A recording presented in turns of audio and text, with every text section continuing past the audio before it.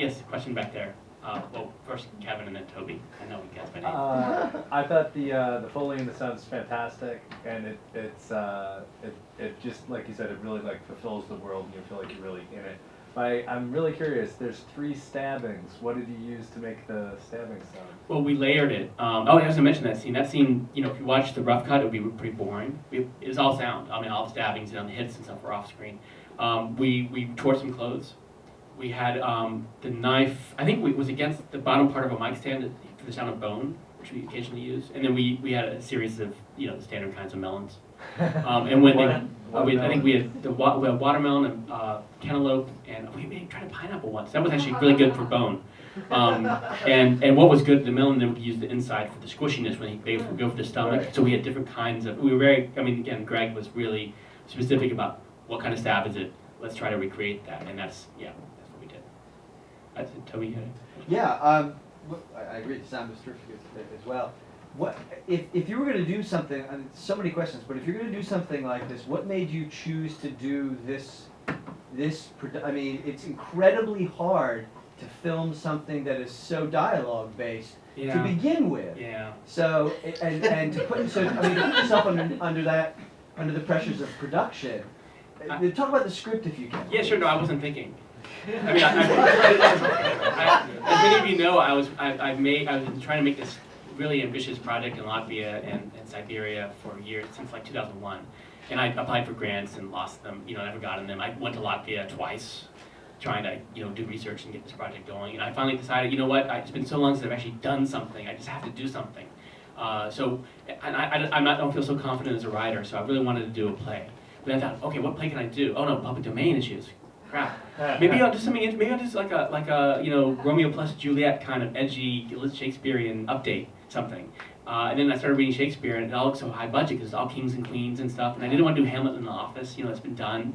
It has been. The Ethan Hawke Hamlet was done in an office. And then there's Macbeth down at the fast food restaurant. I think that's so boring. And a friend of mine, Mickey Ryan, who actually appears in the film as Tommaso, the vengeful brother, he said, you ever just played The Changeling? It's really interesting. And he was talking about the other story. There's 2 stories in The Changeling. I cut one out.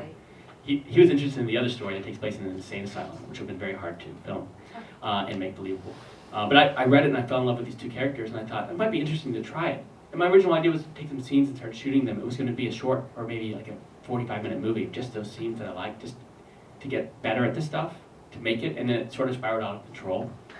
We got a good location, I got a DP, and it kind of, there wasn't a conscious decision to say, hey, I know what I'll do. I'll find a minor Jacobean play, and that'll be my big breakthrough film. And it wasn't really well thought out. But what I enjoyed, and I think what a lot of the other people who became involved with the project really enjoyed, was a chance to take something like this and just, what is this? It's so strange. Let's play with it and see what happens. And lo and behold, we ended up with a movie. Can I answer your question? Yeah, okay. There's a lot of them, but it's like you're shooting a lot of. I mean, there's a lot of talk. Yeah, no, I know. There's a lot more. I cut a lot out, and I think that was a problem. I would love to make it more visual. I think there's more we could have done, but given the time constraints, we kind of ended up with this. But I agree. I think these things don't really work well as movies. They're written for the theater, so why should you try to film them? You know. But anything else? Any other questions? Okay, one in the back. I don't know you. Did you shoot the film sequentially?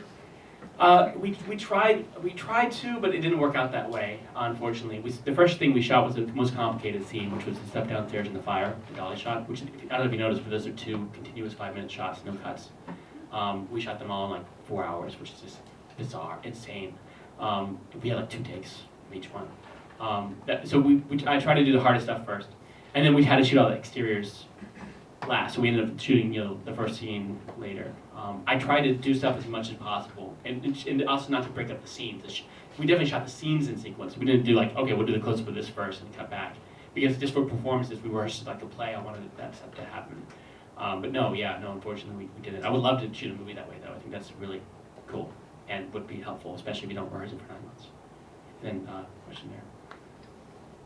Kevin. Yeah. Oh, if you could go back to the first day of shooting, what would you tell yourself? Like, what advice would you give yourself before? It's gonna be okay. How'd you roll for Kevin Barr? Have fun? I mean, I couldn't have fun. I had no fun. It was awful. The shoot was the worst thing about it. The most fun was the sound design, like, because I played the parts. I got to stab myself, and I was the two women in that scene. I mean, that was really cool. But the actual being on set, because I produced it too. I was one of the producers, so I had to know at every moment that there was something that could happen in that moment that would prevent it all from happening, and that's just an awful thing to live with. Yes, I'm sorry. Oh, speaking as a producer and working with the actors and contracts, did you end up working with the SAG Indie office or? I'm just laughing because there's the SAG Indie thing changed actually. Yeah, it wasn't SAG. It was the ultra experimental contract, ultra low budget, which doesn't exist anymore. Now it's ultra low budget, and the way that worked was deferred salary. Right. And then if we screen it here, for example, I have to pay them a certain lump sum, which I then negotiated because they see this as a real release, as like Miramax buying it and playing it around the world. So that means, you know, the budget of the movie again. But they were very great to deal with, and they're understanding after you cry on the phone. But the new indie contract sounds really great. I don't know if you know that. The new indie contract was so good for actors because, you know, whenever actors do an indie movie and they're promised deferred salary when it's released, it's never released and they get nothing. But the new SAG deal is you pay them $100 a day flat rate, period. Then you release a movie, they don't get anything. And it's never going to be released, you know. I mean, you know, not everyone is lucky enough for the Pioneer to sweep in and ask them to be theirs. Yeah, that's it looks promising. I'm looking into that for the next project, maybe. We're gonna go to a bar. Do you guys want to go to a bar? Hey, bar. You guys cool?